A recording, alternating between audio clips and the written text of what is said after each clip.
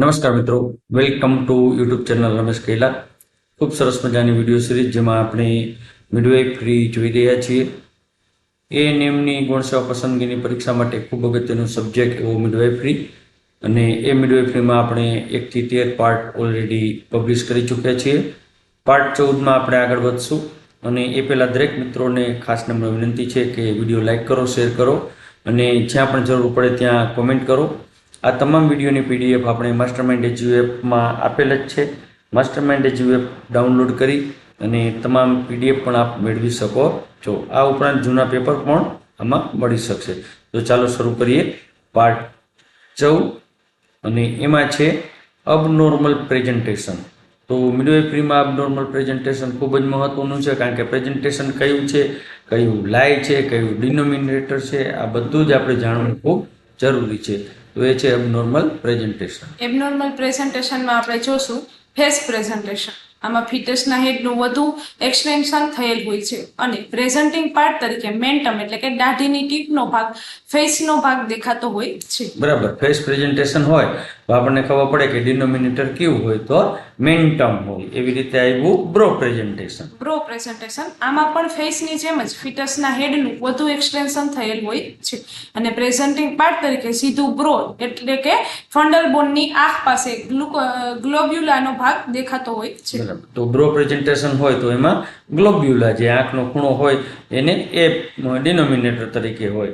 એવી રીતે હોય બ્રિજ પ્રેઝન્ટેશન. બ્રિજ પ્રેઝન્ટેશન આમાં લોન્જિટ્યુડનલ લાય હોય છે, પરંતુ પ્રેઝન્ટિંગ પાર્ટ તરીકે સેક્રમ કે લોઅર લિમ્બ હોય છે. બરાબર. તો બ્રિજ પ્રેઝન્ટેશનનું ડિનોમિનેટર કયું થાય? તો બ્રિજ પ્રેઝન્ટેશનનું ડિનોમિનેટર છે સેક્રમ બોન થાય.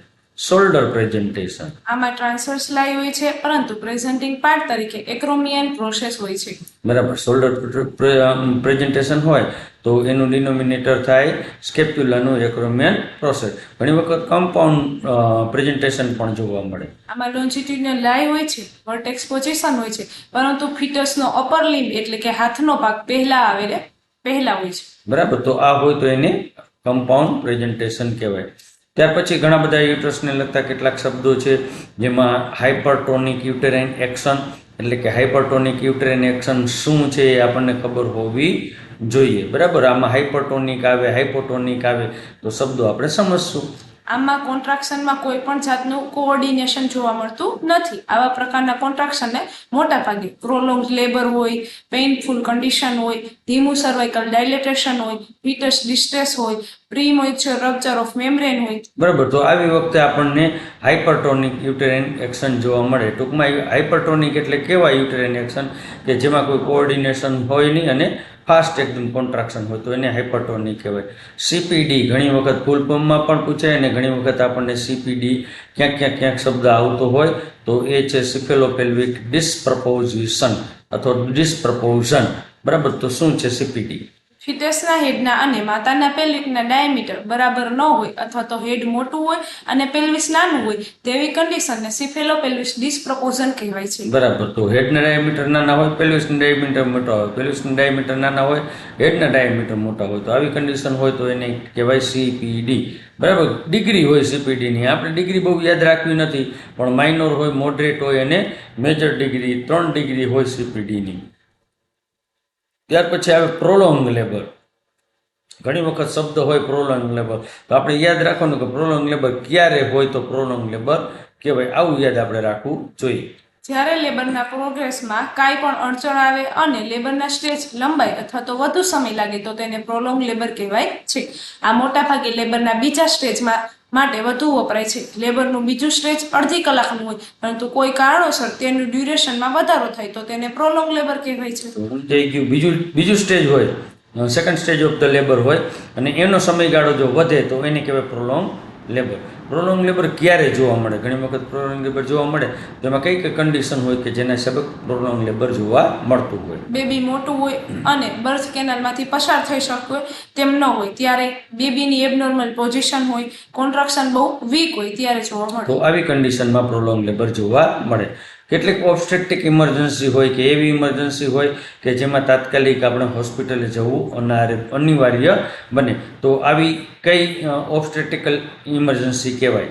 Code prolapse, amniotic fluid embolism, fetal distress, uterine rupture. તો આ બધી હતી કેટલીક ઇમરજન્સી કન્ડિશન કે જેમાં તાત્કાલિક આપણે હોસ્પિટલે જવું જોઈએ.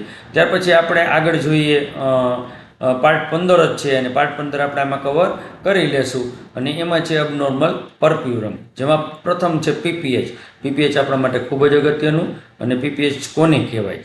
વ્યાખ્યા: બેબીના જન્મ અને પોસ્ટનેટલ પીરિયડ સુધીમાં માતાને વજાઇનલ બ્લીડિંગ થાય, જેના કારણે માતાની જનરલ સ્થિતિ બગડે અને આ બ્લડ 500 ml કરતાં વધારે હોય તો તેને પોસ્ટપાર્ટમ હેમરેજ કહેવાય છે. બરાબર. તો પીપીએચ નું એક મેઇન આપણે સાઇન સિમ્ટમ યાદ રાખવાનું કે જો બ્લીડિંગ 500 ml કરતાં વધારે હોય તો જ પીપીએચ કહેવાય. બરાબર. પીપીએચના અમુક પ્રકારો હોય, જેમાં જે પ્રાઇમરી પીપીએચ હોય 24 કલાકમાં થાય તો પ્રાઇમરી કહેવાય, 24 કલાક પછી થાય તો સેકન્ડરી પીપીએચ અથવા તો લેટ પીપીએચ પણ કહેવાય. તો આ હતું પીપીએચ. આપણે આટલું યાદ રાખવાનું 500 ml. બરાબર.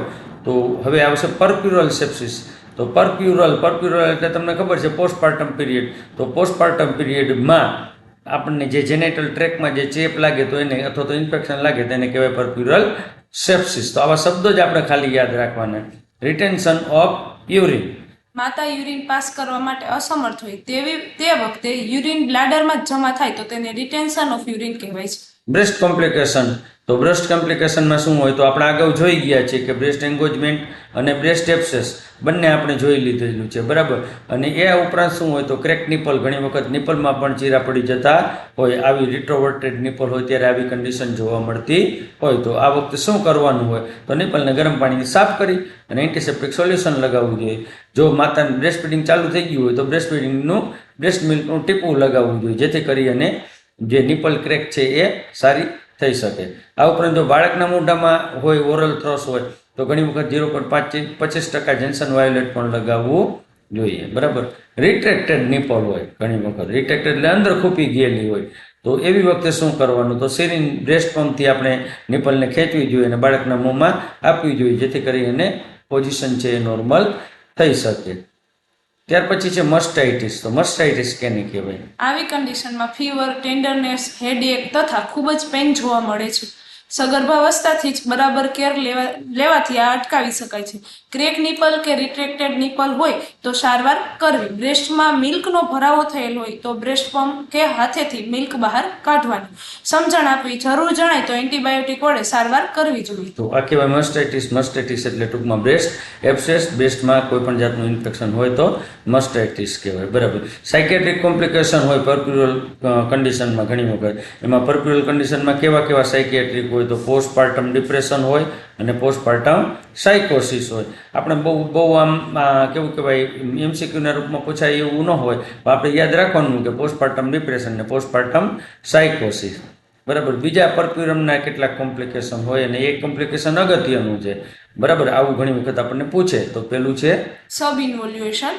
6 વીકમાં જે રિપ્રોડક્ટિવ ઓર્ગન પોતાની મૂળ સ્થિતિમાં આવી જાય તેવા થોડા વધુ સમય લાગે તેને સબ ઇન્વોલ્યુશન ઓફ યુટ્રસ કહેવાય છે. તો આપણે ઇન્વોલ્યુશન ઓફ યુટ્રસ જોયું હતું કે 42 દિવસમાં તો પરપ્યુરમ પીરિયડમાં દરેક જેનેટલ ઓર્ગન પોતાની મૂળ સ્થિતિમાં પાછા આવી જાય. કે દાખલા તરીકે 900 ગ્રામનું યુટ્રસ હોય તો 60 ગ્રામનું થઈ જાય, 30 સેન્ટીમીટર જેટલી લંબાઈ હોય તો પાછી 7.5 સેન્ટીમીટર થઈ જાય, 30 સેન્ટીમીટર પહોળાઈ હોય તો પાછી 5 સેન્ટીમીટર થઈ જાય. તો આને કહેવાય ઇન્વોલ્યુશન. પણ આ 42 દિવસમાં ન આવે અને વાર લાગે તો એને કહેવાય સબ ઇન્વોલ્યુશન. ત્યાર પછી છે ડીપ વેઇન થ્રોમ્બોસિસ. કાફ મસલ્સમાં ખૂબ જ પેઇન થાય, ટેમ્પરેચરમાં વધારો થાય, જે તે ભાગે રેડ થઈ જાય. બરાબર. તો આને કહેવાય ડીપ વેઇન થ્રોમ્બોસિસ, જે કાફ મસલ્સમાં જોવા મળે. ઘણી વખત પલ્મોનરી એમ્બોલિઝમ પણ જોવા મળે. એમાં શ્વાસ ચડી જાય, શ્વાસ લેતી વખતે ઘણી વખત પેઇન થાય, પલ્સ વધી જાય અને ઘણી વખત હિમોપ્ટિસિસ પણ જોવા મળે. તો આને કહેવાય પલ્મોનરી એમ્બોલિઝમ. ત્યાર પછી છે ઓબ્સ્ટ્રક્ટિકલ પાલ્સી. પાલ્સી એટલે ઘણી વખત ડ્રોપ થાય, ફૂડ ડ્રોપ છે, તો આવી કન્ડિશનને કહેવાય ઓબ્સ્ટ્રક્ટિકલ પાલ્સી. બરાબર. તો આમાં આપણે યાદ રાખવાનું છે કે પેલું છે ફૂટ ડ્રોપ. તો આમાં શું થાય? આ ખૂબ જ સામાન્ય છે. ડિલિવરી પછી તરત જ જોવા મળે છે. લક્ષણ તો કે ચાલવામાં ફેરફાર થાય છે, નોર્મલ ચાલ જણાતી નથી. સારવાર જોઈ તો માતાના મેટ્રેસ કે હાર્ડબોર્ડ પર સૂવાની સલાહ આપવી, મસાજ કરવા માટે ફિઝિયોથેરાપી લેવી કરવાની કહેવી, એક્ટિવ એક્સરસાઇઝ કરવા કહેવી, સાયકોલોજીકલ સપોર્ટ આપો. બરાબર. તો આની કહેવાય ફૂટ ડ્રોપ. ફૂટ ડ્રોપ એટલે પગ ટૂંકમાં ચાપલા થઈ જવા, એને કહેવાય ફૂટ ડ્રોપ. તો આવી વખતે આવું કરવું જોઈએ. હારે પેરાપ્લેજિયા પણ ઘણી વખત જોવા મળે, એનેસ્થેસિયાના કોમ્પ્લિકેશન રૂપે નીચેનો ભાગ છે એ ખોટો પડી જાય તો પેરાપ્લેજિયા અમુક એવી ઇમરજન્સી હોય જે પર્પ્યુરલ પીરિયડ દરમિયાન જોવા મળતી હોય, જે ઇમરજન્સી આપણે જાણવી ખૂબ જ જરૂરી છે. જેમાં છે PPH, shock, postpartum eclampsia, pulmonary embolism, inverted uterus. Early emergency જોઈ તો retraction of urine, UTI, perineal sepsis અને બ્રેસ્ટ એન્ગોજમેન્ટ. લેટ ઇમરજન્સી હોય તો સેકન્ડરી પીપીએચ, પલ્મોનરી એમ્બોલિઝમ, સાયકોસિસ. બરાબર, આ હતી સેકન્ડરી એટલે કે ડિલેડ ઇમરજન્સીમાં હોય. તો આવા કેટલાક ઘણા બધા પ્રશ્નો, જે પ્રશ્નો આપણે આગળ પણ આપણે વિડીયોમાં જોવા છે, અને એ વિડીયો છે આપણે આગળ સર્જિકલ ઇન્ટરવેન્શનમાં આપણે શું કરવું જોઈએ એ આગળના વિડીયોમાં આપણે જોશું. ખૂબ ખૂબ આભાર, ધન્યવાદ. વિડીયોને ચોક્કસ લાઇક કરજો, તમારા મિત્રો સાથે વિડીયો શેર કરો, અને આવા જ વિડીયોની પીડીએફ જોવા માટે આજે જ ડાઉનલોડ કરો માસ્ટરમાઇન્ડ એજ્યુ એપ. ખૂબ ખૂબ આભાર, ધન્યવાદ.